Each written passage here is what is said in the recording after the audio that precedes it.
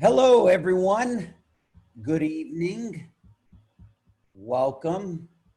I hope everyone enjoyed the film as much as I did. Again, for those of you, my name is Pablo De Ritis, Executive Vice President of Faena Rose. We are going to kind of dive right in. I want to say a couple of housekeeping items. There's two ways in which you can ask questions tonight, and we encourage you, please, we want this to be very informal. We want this to be a conversation amongst friends. The two ways of asking the questions is you can put your virtual hand at the bottom, or you can send us a message in the group chat. You can either send it to us anonymously or publicly. Either way works for us. And all right. A little bit about tonight. Our moderator tonight is our dear friend, the one and only Franklin Sermons. A little bit about him. We all know him. He's our hometown hero here. Franklin has been the director of the Paris Art Museum since the fall of 2015. Previously, he served as the department head and curator of contemporary art at LACMA from 2010 to 2015. Franklin has also served as the artistic director of Prospect 3 in New Orleans. He was also the curator of modern and contemporary art at the Mental Collection in Houston. He's served as the curatorial advisory committee member at MoMA PS1. He's a heck of a nice guy. We all love him, and he's here to moderate this incredible conversation. Franklin, why don't you take it away from here? Thank you, Pablo. Good to see you, man. Likewise. Really happy to be here with all of you. Thanks to everybody at Faena Art. Thanks to everybody at the forum. And thank you to the Feminist Institute. And a big, big thank you to Pam, as we are so happy to be co-hosting this evening's event. And most of all, thank you, Catherine. Wow. I mean, woo! I knew I was in for a lot, but damn, I mean, in terms of really providing a document of this moment, and I know that you've been working on this for a really long time. We're looking at images that come from an archive that I can't even imagine is in your mind, but it just feels so incredibly timely. And it's just, well, you know, there's no way to make these moments the way that it is, but it is simply fate. And we are so, so honored to be here. I am honored to be in conversation with you. So well, thank you. I'm so glad to be here. And I'm really looking forward to this conversation with you, because I think what does make the film so timely is because it's about art and artists are looking to the future. And that is what we're being confronted with right now, is that we can't be going back. We can't be staying in the situation we're in. We need to be visionary. We need to jump on all the potential and opportunity of the moment. Oh, yes. And you have been visionary for quite some time. I got to go through a little bit of bio just for the formality, but I think it is telling, and it is why we're here tonight. So a little bit of formal. Catherine Gund is founder of Aubin Pictures, an Emmy-nominated producer, director, writer, and activist. Her media work focuses on strategic and sustainable social transformation, arts and culture, HIV/AIDS and reproductive health, and the environment. Gund's most recent projects include Dispatches from Cleveland, a 5-chapter documentary that looks at the police murder of 12-year-old Tamir Rice. I can't even believe it. I have to say that. Also, Chavela, a documentary about the life of the iconic Latin American gender-bending diva, Chavela Vargas. And past films include America, Born to Fly, What's on Your Plate, A Touch of Greatness, Motherland, Afghanistan, Making Grace, On Hostile Ground, and Hallelujah, Ron Athey, which have screened around the world in festivals, theaters, museums, and schools, on PBS, the Discovery Channel, and the Sundance Channel. Catherine, thank you so much for being here with us this evening. Wow, I just want to leave off on the end of your bio, because I think it's important. And the last film that I referenced there is the Ron Athey film. And I mean, I know you've been making films for a while, but I I believe this is pretty early in your career. So how did you start and where does it begin? Well, that was the first feature-length documentary I made. And before that, I primarily had been working with collectives, the Paper Tiger Television Collective, Diva TV, which was a affinity group of ACT UP that some friends of mine and I began back when, you know, there were only 5 or 6 cameras at a demonstration, not in everyone's pocket. It was a very different time, and we needed to provide counter surveillance to the police and also some newsreel, so which we knew people would need decades later, and they have, especially now with this epidemic, which is not that epidemic, but same government and same inaction and negligence and stigma and everything else. But Hallelujah, I find really similar to Aggie in some ways because it's about family and it's about belonging. And it's, you may know Ron from his work, and he became well known when Jesse Helms, you know, put him up before the Senate hearings and said, look, he's throwing AIDS blood around the room and he's gotten funded by the NEA. Wish that he ever had. But you know, it's a very different story. It's a very different person, but the sense of looking for belonging, needing belonging, understanding otherness and both its value and the conflict, the struggle against that, I think resonates still. And actually was one of the bigger things that I feel I learned from making this film about my mother. There were many lessons, but one of them really was how surprised I was to realize, to look back and see how I had been included in her world and how she had been included in mine.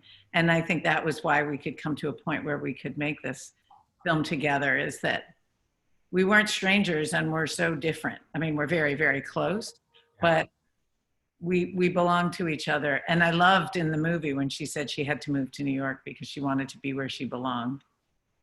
Incredible. And it reminds me, so what was it like to grow up in that household? We see a little bit of you very early on. Tell us, I mean, that is the backdrop in many ways. Yeah, well, I'm fascinated by archive and I'm sort of obsessed with archives. And you don't see too much footage of me much younger. You see me with my short white hair during and after college, but you know, we didn't have footage from when we were young. There was so much less interaction with the broader world in some ways. And I didn't grow up in New York City, which is obviously where Aggie lives now. So I've never lived in that apartment. We filmed all the conversations, in most of them, not Raj, obviously, and a couple others, but Jack Shear was upstate. And but in her apartment, because I wanted to allow for that kind of intimacy and recognition and a sense of living in a world, you know, that it's a way of seeing, right? She sees the world through art. And to think about my own childhood, it had that element, but she's has a light touch. You know, as you can see, she doesn't want to be in the movies. She doesn't want to answer any questions. She'd rather ask questions. And she doesn't every once in a while we were making the movie, I'd say, well, I remember one time when my mother said this to me, and I'd say something and she'd turn to me and say, I never said that. And I finally had to change how I would talk about her in front of her and say, here's something I learned from observing or growing up with. Specific to the art, because I think it's a beautiful question and frankly not one that we ask each other very much, as most of the questions in the film. I think it spurs people to think about having dialogue with each other and asking their friends and family and certainly their elders more questions. And obviously I would encourage that. But it did, you know, like to the specific question of growing up with art, I remember it well. I remember certain pieces well. That Rothko with the red stripe that's been in the house since I can remember, since the first, and there's the Hans Hofmann, which you see in the wall at MoMA in the show, the color block piece. And you know, I just picked those because they've been around so long. obviously the Liechtenstein, and that has its whole own story. But just having those pieces and knowing that that wasn't usual, because any friends that ever came over were like, what is this? Like, why is that there? What does that mean? And so, you know, and she did, as she says, drag us to museums. I didn't feel that way. One of my sisters certainly felt dragged to museums and recalls often sitting on the front steps of a museum once and screaming and saying, I will never go into another museum. I will not enter this museum. And, you know, obviously it was too much for her. But, you know, Aggie at the museum is pretty great. She goes very quickly through a museum. She likes to go for a short period of time. She's not one of those people who sits for 3 or 4 hours in front of a piece. But she registers. She'll walk until she sees one. She'll register it, and then she'll go back and visit it often. And I think that's coming from this real privilege she's had to live with art that I also really cherish and value, which is art that my friends have made, that my children have made, art that she's given me, art that I've traded with other people. I mean, it wasn't until just a few months ago that someone said, oh, and you're a collector too. And I was like, oh, I guess I am a collector. Certainly not of the scale of my mother. But you have the consummate partner in a way, but also the reluctant subject. And I mean, you negotiate that in such an incredible way. And I'm just wondering, in contrast to, say, the other biographies that you've worked on, how did you get around that? And I'm also amazed as someone who finds it even difficult to think about, you know, your parents in relation to what you do and speaking publicly about that. I mean, the way that you go and document, I think the word she used when she was talking about having to leave and this divorce, and, you know, there are some incredibly vulnerable moments where you say, oh, okay, maybe that's why she's reluctant. Yeah. How did you navigate that? Yeah, I mean, you know, it's interesting. I think it didn't start out being a movie. I started out wanting to record some conversations with her because of her notorious camera shyness. There is very little material of her. And just because I love her and she's my mother and she's been around for 80 plus years, I thought I should ask her some questions on film. And I told her I'm not making a movie. I told my producing partner, was like, oh, there's a great idea. Let's do this. I was like, no, we're not making a movie. I'm just going to film. And I had asked her, I said 5 to 10 hours, like just an hour each time. And I'll talk about a different thing, you know, art and politics and growing up and being a mother and different things. Studio in a school or whatever. And she had said yes, which surprised me. And then I did one and it was very dry and uncomfortable. And neither of us ever wanted to do it again. And so it was in that moment that I said, well, you have beautiful conversations and beautiful relationships with your grandchildren. So why don't I just film you talking to the kids? I really had no ulterior motive. I didn't care what they talked about. I told each of the kids, you can write questions, and they came up with their own themes and these beautiful questions. And that went really well. And then she said, you know, I said, well, maybe I could have so-and-so come and they'd talk about maybe this aspect. And that way I never would have to do these talking heads again.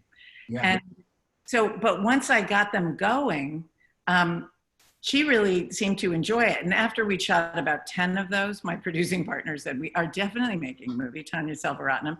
And I said, okay. And then we did, and we shot over 35 conversations, although you only see maybe snippets from 20, or some are very quick. But, you know, it was interesting because I was speaking with Raj Roy, our dear curator from MoMA Film, who appears in the movie and is a very good friend of mine. And we were talking recently about the film, and he made this observation that seems so obvious to me now, which was that I have been looking at these conversations as being an opportunity for me to show this kind of prism of who Aggie is. Yeah. She, you know, very social, obviously. She goes to many events. She loves people. She really gets fed off her relationships with people, particularly artists and her family. and she asks lots of questions. So I thought, well, this makes sense. It also gave me a chance to be kind of more of a verite, like making a direct cinema as opposed to talking heads and that kind of traditional documentary. They really were in real time, real conversations. Right. And Raj pointed out, without blinking, he said, well, I kind of think of each of the people as being prisms of you, and that they were stand-ins for you. And I don't know how it really was like yesterday. And I was just like, oh, duh. Because I've always thought, oh, well, I needed all these sides of her, the, homey side, the philanthropic side, the academic, her and Glenn have a very high level academic conversation, the sort of friends who've known her forever, the philanthropy, the women leaders, the arts education people. There was all these sides of her. And he was like, no, they're all sides of you. So that was fascinating because I don't think of her and me as being very similar, but if they're all the same sides of her and all sides of me, I thought that was interesting. Makes perfect sense to me. I mean, you obviously were drawing from an archive that is one that is so familial that obviously you had the wherewithal and the expertise to do, but by positioning the kids and the artists in that way, it just opens up this conversation, which makes it the film that it is, a film about art and a film about a cause, which is absolutely phenomenal. And I'm curious, so, sharing causes, there are so many important moments, and it also feels like you could have taken at that point in 2015 when she's talking about studio in a school and talking about her relationship to diversity and the importance of diversity in contemporary art 5 years ago. So at what point did you know that you had a film? I'm curious because we know what becomes a point of departure, right, which is the creation of the fund. But at what point did you know you had a film? Well, I would say that you're right. I've been making movies for over, 35 years, and people, even though I'm only 35 years old, and people would say, you should when are you going to make a documentary about your mother? And I thought I would never, ever do it. And even though I was collecting these fascinating conversations, I would not have done it if it weren't for Art for Justice. And it was because of Art for Justice that I think made her seem to me more special and unique than just somebody I knew and loved.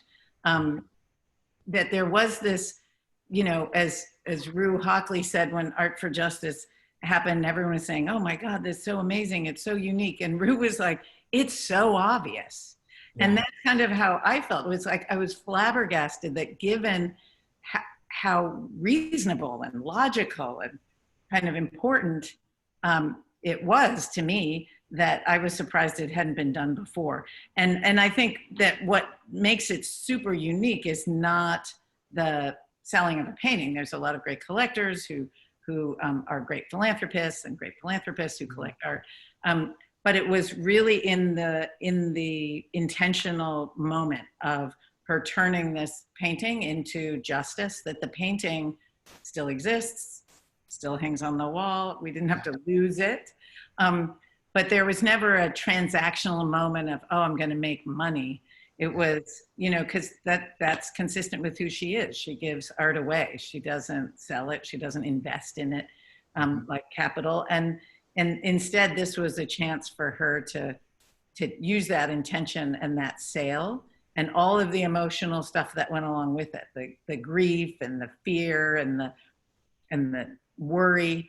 And even in her case, the shame, over sort of realizing that she had something worth $165 million hanging on her wall.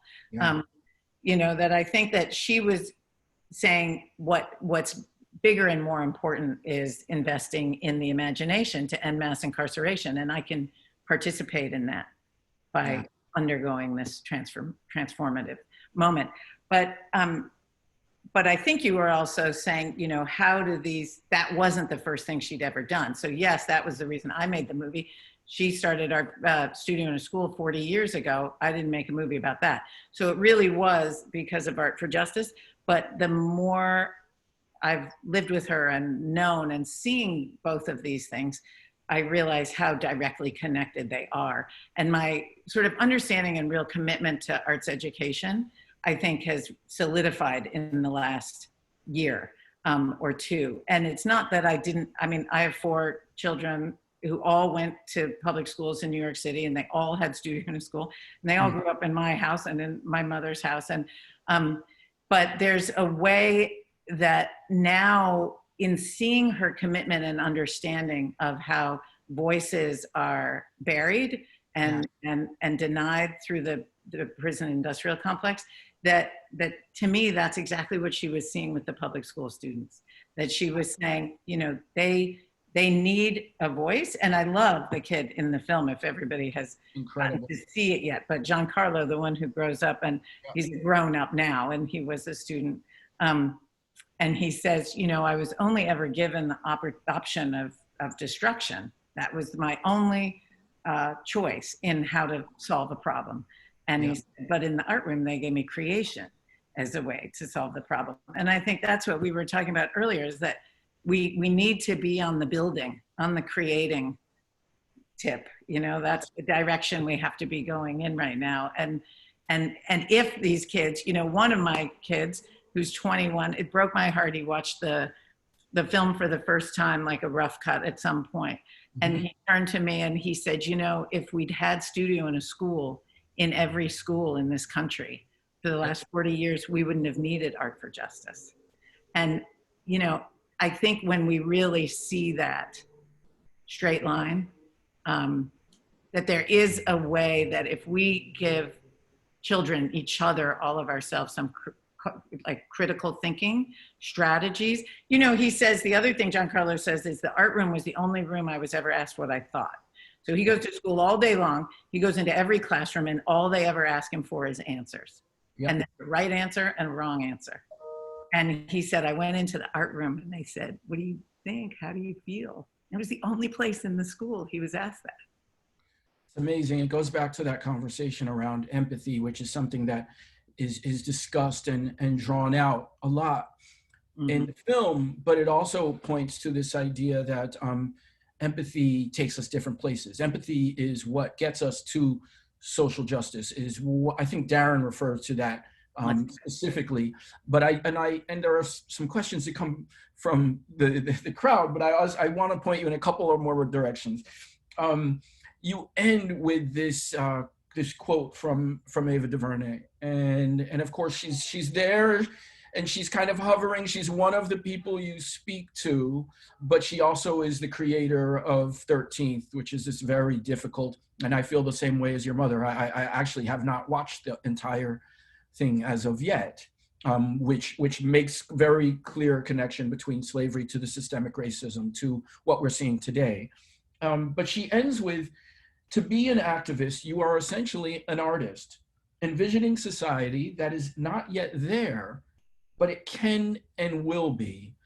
And I just think for you to enter, and I hope people get the weight of entering into this conversation with a film on Ron Athey, who at that moment in time is like, this ain't MoMA. This is not what you're gonna get at MoMA. This is the kitchen. This is like hardcore. There's stuff in the air, everything, and it's so raw and it's so real, and it's part of a moment, and it's an activist moment. And I think for you, coming from that, it marries this question of art and activism to such a degree. Yeah, I mean, I think, you know, I've always thought that artists have the answers, that art, you know, they on these nonprofit boards, we're supposed to have a finance person, you know, a lawyer on, and I just wish that in the same way that the studio in a school functions, that people would see, like, on every corporate board, there had to be at least one artist. Right. And, you know, in every government room, boardroom or whatever, there had to be artists. And I'm not a big identity fixing person. I studied semiotics at Brown. There's no way I could ever be like you. It's a little more fluid and shifting, but But I do think that there's something that artists bring. And I think working with Art for Justice over the last 4 years, it has become clearer and clearer, not only that our original goal of bringing artists and activists together to change the narrative together, change the hearts and minds together at the same time. But I think what's become clearer to us now is that all of the artists are activists and all of the activists are artists. And I think that's something I've held in myself all this time. And even philanthropists, that all of us are all of those things. And we need to be able to lean into those spaces in order to make them more effective. And I feel like that is, you know, on the good mornings, and they vary over these 6 months, but on the good days, I feel like that is where we're headed, in a place where no matter what happens, frankly, in November, you know, that no matter where we go, we're going to need artists to show us a way out, because everyone now realizes there's no truth, there's no one vision, there's no one path, that, you know, we need more people to have what Ava talks about as being that ability to look at a blank canvas, a blank page, you know, an unshot roll of film, or the future of any kind, like Desmond Meade in Florida, being able to say, I see a future where formerly incarcerated people can vote. The people with felony convictions can vote because they've served their time and they're out, and there's no reason they shouldn't vote. And North Carolina just said that's true. So, you know, I think he's an artist. He's imagining something that doesn't exist, and he's saying, you know, and that's hard to do. As a parent, I know that, you know, convenience plays such a huge role in our decision making. And we don't want to be convenient. We don't want to do what we're doing now. The status quo is not serving us. Yeah. Well, it points to one of the questions that I received, which is, well, what can we do? And just to backtrack for a second, I mean, we're talking about a painting that sold for $165 million, $100 million created the fund. And the most remarkable thing, which I completely forgot, and so looking at the film again, is that get rid of it all in 5 years. That's right. Wow. Yeah, I'm glad you picked that up in the movie, because I was afraid we didn't make that clear enough. Because to me, that's one of the most unique and important aspects of the fund, which is that she wasn't creating an endowment. And she was saying, if we're going to end mass incarceration, we want to end mass incarceration. We don't want to be around in 20 years going, let's end mass incarceration. You either did it or you didn't. And the other thing was her self-awareness that she's not the best person to decide who will do that and how to dole out the money. And certainly neither am I, not even Ava, not our team from Ford. That we needed to get the money into the field, into the hands of the artists and activists, because they know. And especially given the leadership of formerly incarcerated people, there are millions of formerly incarcerated people who are now leaders. And on the outside, there's still over 2 million people inside. There's 4 million people on the outside who are under supervision of parole or probation. That's a lot of people who know what the problems are, and therefore have some of this imagination Ava's talking about. And so it's almost a reparations to just get the money out. And the incredible news is that so many people have joined Aggie from the beginning. Yeah. And then even since, Mark Bradford started as an artist and sold an edition and raised $1 million for Art for Justice, and it's attracted a lot of other artists are joining. So we're actually looking now to have a 6th year of $20 million to do one more year to just get the, you know, because now at this point they see that we have a system of really this beloved community bringing people together to strategize together. It's about leaders and the people. It's not about their organization or their piece of art. It's about the energy of the people. And so people are jumping in on that. And so now we'll have 6 years, which is very cool. But then it'll all be gone. It'll all be out there. Amazing. It's absolutely remarkable. And not to bash MoMA, but it does feel like your mom was on a track that brought them to where they are today. Because I mean, I grew up in New York, and you know, I love it, and I will always cherish everything about that institution.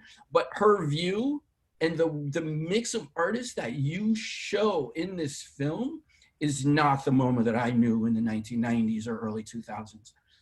Franklin, you know, there's so many. I did not grow up in New York, but there are a lot of my friends who are our peers and well, we know who have said that exact thing to me. That there was this very different MoMA. Asha Bandele, who is a friend and who wrote with Patrice Cullors, When They Call You a Terrorist, and she just is finishing a piece that's going to be, I think, in Essence, maybe came out today, I don't know. And so she was writing about it, and she said that she grew up right next to MoMA. She said she never went in there. It meant nothing to her. And she said now she can look back and see when it started seeming interesting. And she's like, that's when your mother was there, like running the place and making these subtle, you know, Aggie's like, you can't, you know, you can't say I did anything. There's nothing, because it's so hard to quantify. It's hard to quantify art in general. How do you quantify it? But change is slow, and but it's meaningful. And I you know, all of the art that's in the film is art that she's in one way or another been connected to or collected, and it's just like this. You realize it's so different. You know, I grew up with women artists around. Their work around, but you go to museums and they still, you know, let alone artists of color. I mean, it's like people aren't wrong when they think, oh, I thought the arts were just white men, you know, it's like, 'cause that's all they've ever been shown. Yeah. Natalie Kovacs asked, how can we carry on your work? And I just want to point her out also for that point in that discussion, which is so important. Yeah. Yeah. No, go on. What? How could you answer? Tell me what you. I mean, it's my work, but it's Aggie's. It's Aggie's work. But I think, you know, all I would say is that everybody can do something. I know that you've heard it, and we've all said it and heard it, but I would just challenge yourself to do something you didn't think you could, or to push a little further, whether it's a small thing. All 4 of my kids are going to be poll workers. I'm really proud of that. They're young and they can get up at 5:30. They have to be there from 5:30 in the morning till 10:30 at night. You know, who knew that we were all voting, and there were all those sweet people who were sitting there had been there since 5:30 in the morning. But, you know, so there's little things like that. Just talk to people. Yeah. Talk to people about not only how they're getting to the voting booth or if they're going to vote absentee or what, but talk to them about who they are and why they believe what they believe and what they value in their lives and how they define their family. Yeah. And what they want their own legacy to be. I mean, that I was so surprised because 2 of my kids asked her that basically, what do you want to be remembered for? And what's your legacy? And I thought she would just say, I have no idea, because that's what I would say. I have no idea. Like, what are you talking about? Who gets to leave a legacy? Like, what does that even mean? Right. And she did have ideas. She said, you know, I'm trying. I want to be remembered for having made my best efforts and having tried. Amazing. And, yeah. And I got to go to our friend Dina Muller with the next question. Uh-huh. And she wants to know, and I think you're on the path. Did you learn anything about your mom in the process that you didn't know or want to know? Or want to know? Did you learn things you didn't want to know? I added that part. I mean, you know, I thought halfway through, I was like, oh, I haven't learned anything. Clearly, I knew everything about her. But I did think that the amount of time she spent asking people questions when she was supposed to be answering questions, I thought that was really annoying while I was making the movie, and it pissed me off, and I kept feeling like she was undermining my project. And then I realized that it was super genuine, and that that's how she learns and grows. Yeah. And that if I learned anything from my peers who came out to their parents and were more or less, sometimes more, disowned by their families, I knew at that point that my mother was different than other people's parents. And I feel like it's that willingness. And she asked me questions. She wasn't like, great, I love queer people. You know, she does love queer people, but she didn't think it was great. Actually, she was worried, and she told me that, she said, I've known that since you were little. And I said, well, why didn't you tell me? Like, you could have saved me all this time. But she said I was wishing for the best. And you know, at first I was like, ah, you know, my parents, such a jerk. But then I realized that she really was wishing for the best, and that she knew it wasn't going to be easy. That even though it's not a choice for me, how I am or how anybody is, that I think she knew that it's harder. It certainly was harder at that time. You know, things have changed quite a bit in the queer world, although who knows, looks like we might be sliding right back. But there was a way that it went beyond unconditional love, like her questioning of me at that time, asking me about it, that I started remembering that when she was asking them questions. And I think that it's her ability to change. She didn't grow up I mean, that's what I try to show in the movie. She comes from this very segregated, super sheltered, upper class, Midwest. And now she's in New York City with like queer family, Black family, like whole like thing. And she's just like, doesn't really miss a beat. She's just like, okay. And this is where we are now. And yeah, so I've just come to admire her maybe more than I used to. Thank you. And I'm going to a live question with Sean McManus. Hey, Sean. Hi, thanks, Franklin.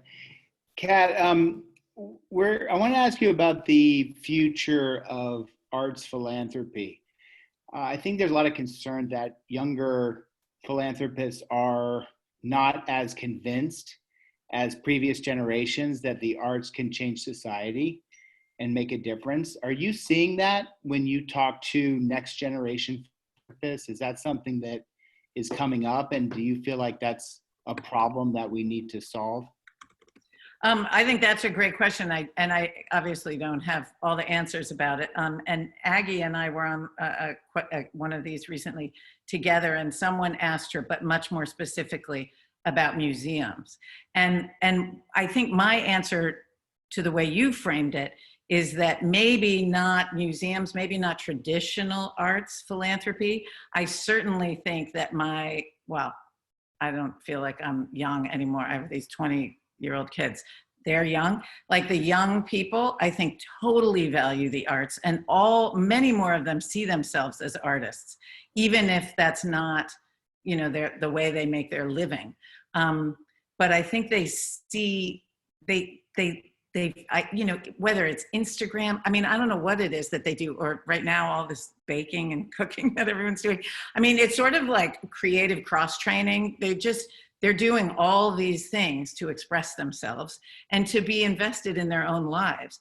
And so I would say that I am seeing that people aren't so interested in traditional philanthropy, whether that's just having lots of money and sitting on a board, because I don't think they think of that as changing the world. I think they think the arts are going to change the world in a different way, like really invest in everybody's voice mattering. And maybe that makes it much more local, and that there doesn't become this canon where, you know, you have 10 people who are the chosen ones and they get all the attention and everyone's supposed to study them and they get all the money. And instead sort of, I think just redefining so that I don't even think that, at least the people I know and the young ones I know, not even that young, but 30s, 40s, that I don't think they want philanthropy to stay philanthropy, because in terms of being able to change the world, they want to create a world that isn't based on so much inequity and economic inequality. And if you know, philanthropy is a symptom of economic inequality. It's people with too much trying to give money to people with not enough, that don't have what they need. And that structure, I think, is being chipped away at by the younger generation. How that's gonna come out in terms of the question that was specifically to Aggie about museums. I mean, the question was, will there continue to be public funding? Do we think there will continue to be government funding? Or will private philanthropy be leaned on to provide all the funding for museums? And, you know, I don't sit on the boards of any museums, I never have, but I would hope that there will always be government funding, because I feel like that's a way that the government is recognizing just the importance you're talking about. Yes. And I have a question from Carlos Betancourt. How did you come up with the idea of asking the artists to propose the questions, and why? Well, I mean, I think it really came from me not being able to do it, and her just not wanting to talk to me on camera at all.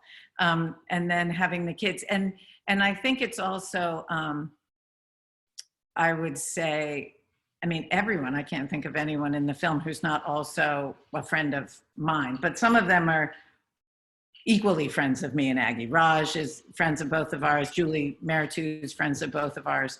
And so I think I sort of felt like I was in cahoots with my friends, you know, Thelma, what do you think? And Thelma was certainly down to do this. But I also think that there was a way that, I mean, not scripting the questions or even the themes, I was able to kind of dangle this carrot, like you can ask Aggie anything you want, which, you know, I hadn't cleared with Aggie, but, you know, and John Waters, thank God I didn't write their script there, write questions, because I would never have come up with those questions about whether my mom had taken LSD and gone to the Mud Club. Maybe because I had imagined the answers, but that was just priceless. I mean, but in all cases, I presented it to them, not even as a movie really, because for half of them it wasn't yet. It was more, can I just film you having this conversation? And maybe it was the uniqueness of the opportunity, not just that it was Aggie, but who, going back again, who gets asked to converse, to communicate, to share like that with people that they really like and think have an interesting life and that they might not know that much about. Yeah, no, incredible people in the film, and it seems as though, you know, it moves so fast in a way, and just the rhythm feels so right. And so a question from Karen Shapiro is obviously you did an amazing job with the editing, but what was left? Is there anything that you left out of the film that you wish could have been included, but it just didn't work? Yeah, I mean, there's several parts of the answer. One is that, you know, as you talked about the rhythm of the film, obviously the soundtrack was created by Jason Moran, who is a genius. And a nice sort of fitting alignment for me was that he had done the soundtrack for Ava's film 13th, which inspired Earth for Justice. But he's also a friend, and working with him over sort of how do you keep this film moving, it was just wonderful to be able to focus on the music in that way. My editor's name is Gil Seltzer, and like any documentary, a lot of the story is literally written in the editing. And we worked together for almost a year making this movie, which I also hadn't done before. But we started very early. We started before I was done filming. So as soon as we decided we were making a movie, we already had 10 or 15 of the interviews. And so he just started working with that. And, you know, but Jason, for example, the scene with Anne Temkin and Klaus at MoMA when they're walking around. So that comes early in the film now. At one point, it was much later in the film.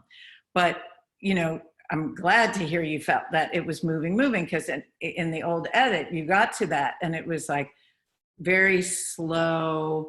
And, you know, I wanted people to get to see the art. And that was always a tension because you don't want to slow it down too much. And there's this time-based medium, my art, which is film, and this, you know, meditative visual art that is out of time. And we moved that scene to the front and had to totally redo the music for it because we needed it to move really fast.